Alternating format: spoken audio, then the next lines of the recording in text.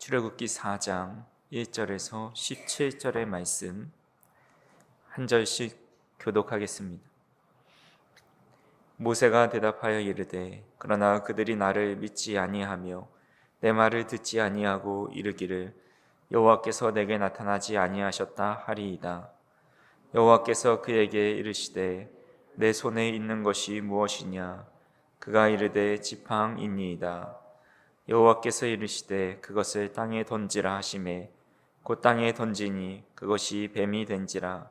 모세가 뱀 앞에서 피하매 여호와께서 모세에게 이르시되 내 손을 내밀어 그 꼬리를 잡으라. 그가 손을 내밀어 그것을 잡으니 그의 손에서 지팡이가 된지라. 이는 그들에게 그들의 조상의 하나님 곧 아브라함의 하나님 이삭의 하나님 야곱의 하나님 여호와가 내게 나타난 줄을 믿게 하려 함이라 하시고, 여호와께서 또 그에게 이르시되 내 손을 품에 넣으라 하시매 그가 손을 품에 넣었다가 내어 보니 그의 손에 나병이 생겨 눈같이 된지라. 이르시되 내 손을 다시 품에 넣으라 하시매 그가 다시 손을 품에 넣었다가 내어 보니 그의 손이 본래의 살로 되돌아왔더라. 여호와께서 이르시되 만일 그들이 너를 믿지 아니하며 그 처음 표적의 표징을 받지 아니하여도 나중 표적의 표징은 믿으리라. 그들이 이 두 이적을 믿지 아니하며 내 말을 듣지 아니하거든 너는 나의 강물을 조금 떠다가 땅에 부으라. 내가 떠온 나의 강물이 땅에서 피가 되리라. 모세가 여호와께 아뢰되 오 주여, 나는 본래 말을 잘하지 못하는 자니이다. 주께서 주의 종에게 명령하신 후에도 역시 그러하니 나는 입이 뻣뻣하고 혀가 둔한 자니이다. 여호와께서 그에게 이르시되 누가 사람의 입을 지었느냐? 누가 말 못하는 자나 못 듣는 자나 눈 밝은 자나 맹인이 되게 하였느냐? 나 여호와가 아니냐? 이제 가라. 내가 내 입과 함께 있어서 할 말을 가르치리라. 모세가 이르되 오 주여, 보낼 만한 자를 보내소서. 여호와께서 모세를 향하여 노하여 이르시되 레위 사람 내 형 아론이 있지 아니하냐? 그가 말 잘하는 것을 내가 아노라. 그가 너를 만나러 나오나니 그가 너를 볼 때에 그의 마음에 기쁨이 있을 것이라. 너는 그에게 말하고 그의 입에 할 말을 주라. 내가 내 입과 그의 입에 함께 있어서 너희들이 행할 일을 가르치리라. 그가 너를 대신하여 백성에게 말할 것이니 그는 내 입을 대신할 것이요 너는 그에게 하나님같이 되리라. 너는 이 지팡이를 손에 잡고 이것으로 이적을 행할지니라. 아멘. 하나님께서 모세를 출애굽의 지도자로 삼으실 때에 모세는 자신의 정체성이 다 흔들려 있었고 또 아무런 삶의 의욕 없이 80세가 되도록 살고 있었습니다. 그러다 하나님께서 그에게 찾아가셔서 자신의 정체성을 회복시키시고 또 하나님이 누구신지를 알려주십니다. 하나님은 나는 스스로 존재하는 자다. 과거에도 있었고 현재에도 있고 미래에도 존재한다 라고 말씀하시면서 내가 너와 함께 하겠다라고 어제 우리는 말씀을 통해서 살펴보았습니다.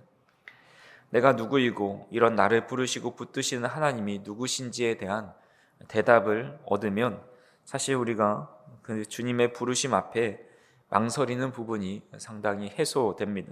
담대함을 가지고 이 세상을 살아갈 수 있고 하나님이 명하신 것들을 우리는 다 행할 수 있지만 오늘 모세를 보면 그런 하나님의 부르심 앞에 망설이는 모습을 보게 됩니다. 그 이유가 무엇일까요? 오늘 본문 1절에 보니까 모세가 대답하여 이르되 그러나 그들이 나를 믿지 아니하며 내 말을 듣지 아니하고 이르기를 여호와께서 내게 나타나지 아니하셨다 하리이다 라는 말씀을 합니다. 모세가 망설이고 있는 이유는 바로 사람들에 대한 염려 때문입니다. 내가 누구인지도 알겠고 하나님이 어떤 분이신지도 알겠지만 과연 나를 보내신 하나님을 그들이 과연 믿어줄까, 내 말을 들어줄까 확신이 서지 않은 것입니다. 사실 이것은 우리의 현실의 문제이기도 합니다. 내 안에 하나님으로 향한 확신이 어느 정도 서 있을 때에 자신감이 있어야 하지만 또 세상에 나아갈 때에 자신감이 없어질 때가 있습니다. 이럴 때 우리는 어떻게 해야 할까요? 정체성의 확신을 가졌다면 이제는 이 정체성에 대한 자존감에 대해서 확신과 또 강화를 해야 합니다. 하나님께서는 모세에게 기적을 보여주시면서 그의 정체성에 대한 자존감을 강화시켜 주시는 것을 보게 됩니다. 오늘 본문 2절과 3절을 보시면 여호와께서 그에게 이르시되 내 손에 있는 것이 무엇이냐? 그가 이르되 지팡이니이다. 여호와께서 이르시되 그것을 땅에 던지라 하시매 곧 땅에 던지니 그것이 뱀이 된지라. 모세가 뱀 앞에서 피하매라고 나와 있습니다. 모세의 손에 있었던 지팡이를 하나님의 말씀대로 땅에 던지니까 뱀으로 변하게 됩니다. 여기 지팡이와 뱀은 단순한 지팡이와 뱀이 아닙니다. 이것은 모세가 장차 대면할 애굽 제국에서는 상당한 의미를 가지고 있는 것입니다.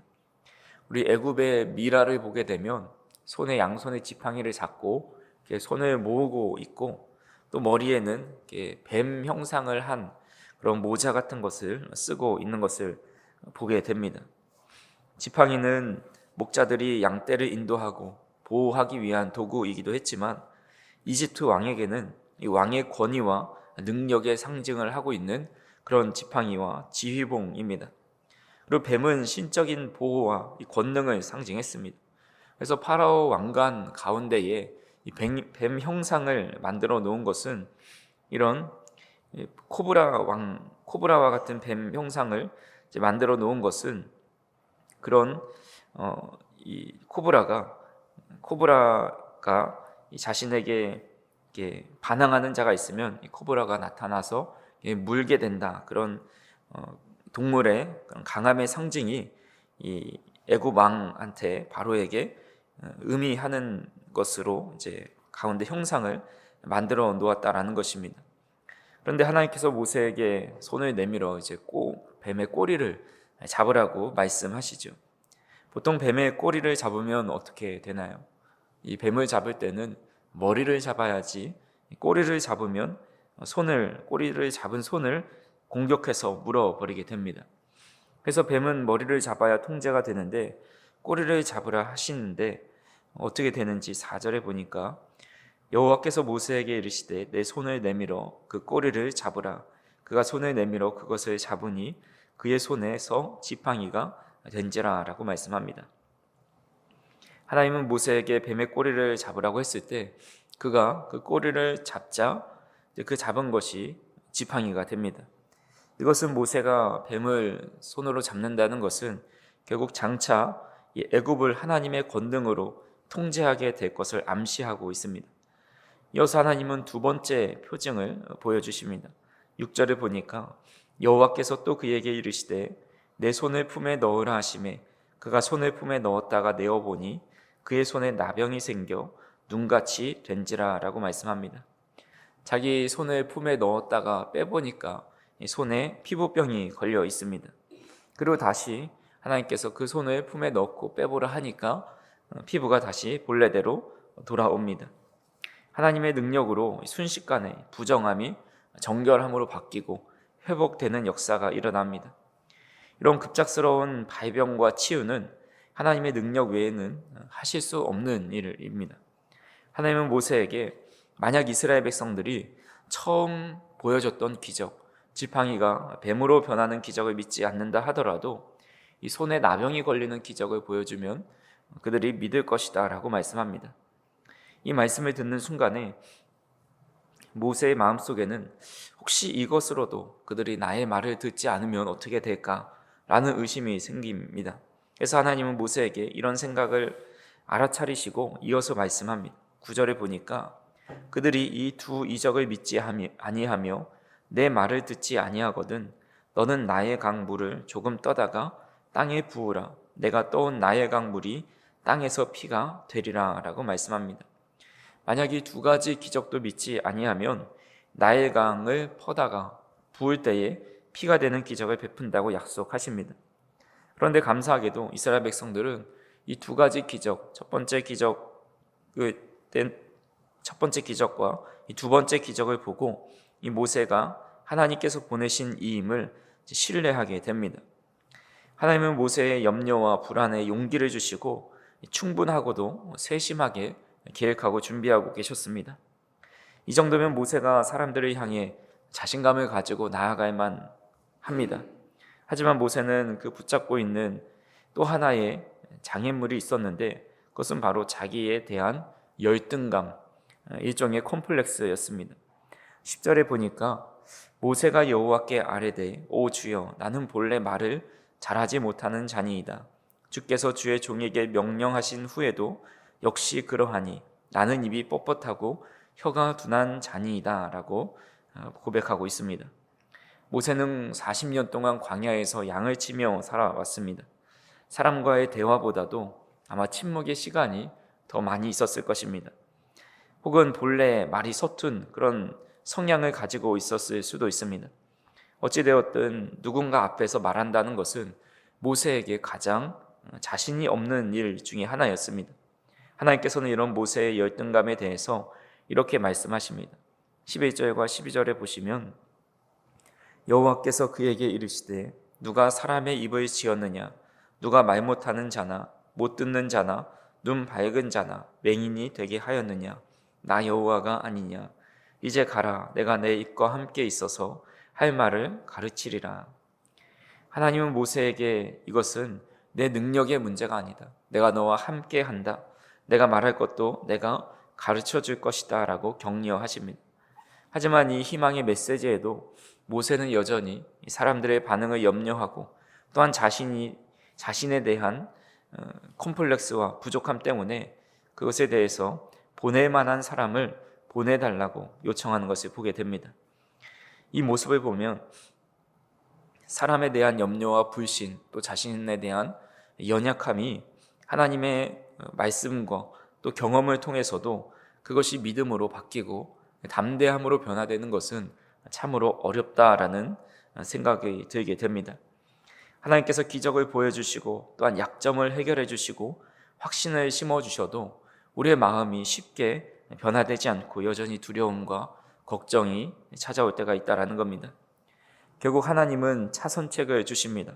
그의 형 아론을 동역자로 붙여주시는 것입니다. 겉으로 보기에는 이 모세가 원하던 것을 얻은 것처럼 보이지만 아론은 후에 이 백성들의 금을 모아서 이 금송아지를 만들게 하는 큰 실수를 저지르기도 합니다. 하나님은 모세의 모든 약점과 부족함을 아시고도 그를 부르셨습니다. 하지만 모세는 하나님의 말씀을 온전히 신뢰하지 못하고 끝까지 자신의 방식대로 이루어지기를 원했습니다. 겉으로 보기에는 모세가 겸손한 것처럼 보이지만 그 안에는 하나님보다 자신의 판단을 앞세우려는 교만이 숨어 있는 것을 보게 됩니다. 우리는 어떠합니까? 하나님은 오늘도 우리에게 여러 방식으로 말씀하시고 때로는 이적과 은혜로 우리의 마음을 세워주십니다. 내가 너와 함께 하겠다고 끊임없이 격려하십니다. 그럼에도 우리는 염려와 두려움이 쉽게 사라지지 않고 하나님의 뜻보다도 내가 원하는 방향으로 흘러갈 때 마음이 편해질 때가 있습니다. 그래서 내 뜻대로 이루어진 것을 하나님의 응답이라 단정할 때도 있습니다. 하지만 그 선택이 오히려 나중에 올무가 되고 어려움으로 찾아올 때가 있습니다. 그렇게 우리는 하나님께서 마음에 주시는 감동, 말씀으로 보여주시는 길, 또 성령께서 이끄시는 방향이 언제나 가장 옳고 좋은 길임을 믿고 그대로 순종할 수 있는 믿음이 필요합니다. 하나님의 부르심에는 실수가 없고 후회가 없습니다.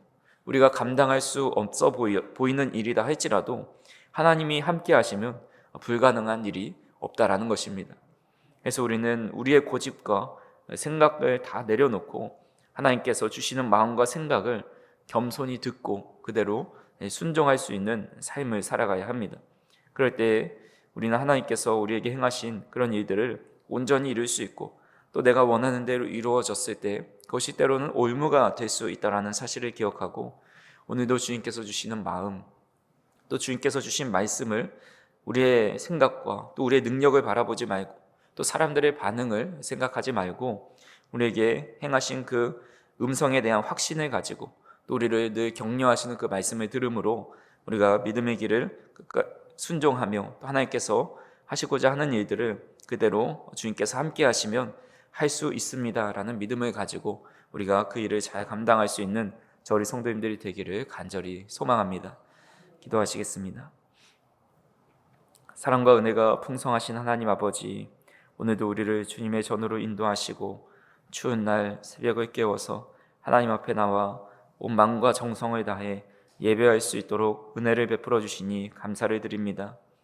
우리를 부르시고 붙드신 하나님의 크신 사랑을 깨닫게 하여 주시어서 우리가 모세처럼 우리 자신에 대한 두려움과 또 사람들의 시선 때문에 주저하고 하나님의 약속보다 눈앞의 현실을 더 크게 보지 않을 수 있도록 인도하여 주시옵소서. 우리를 포기하지 않으시고 기적과 은혜로 우리의 마음을 붙드시며 내가 너와 함께하겠다 말씀하시는 하나님의 음성을 들으면서 우리가 주님의 부르심 앞에 두려움보다 순종하며 또 염려보다 믿음, 굳센 믿음을 가지고 따라갈 수 있도록 인도하여 주시옵소서. 우리의 부족함을 바라보지 않게 하시고 우리와 함께 하시는 그 하나님을 바라보며 믿음으로 오늘 하루도 주님의 뜻대로 살아갈 수 있도록 인도하여 주시옵소서. 사랑하는 우리 성도님들, 어디에서 무엇을 하든지 하나님의 은혜 가운데 함께하여 주시고 이 추위 속에서도 늘 건강할 수 있도록 인도하여 주시옵소서. 감사를 드리며 예수님의 이름으로 기도하옵나이다. 아멘.